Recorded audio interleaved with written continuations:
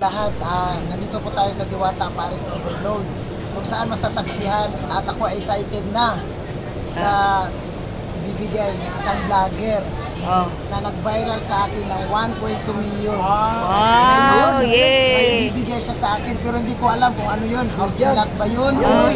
Motor?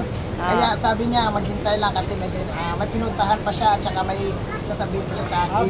About sa na-viral na video. Kaya guys, tingnan natin ang mga account ng ating mga totoong vlogger at saka pati mga basher. Tingnan nyo na rin ang bibigay ni Papa Bin TV.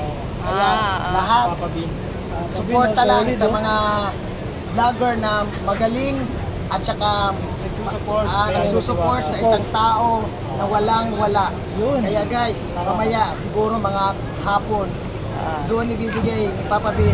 Kaya I'm excited now. Yan, sana guys. Congrats!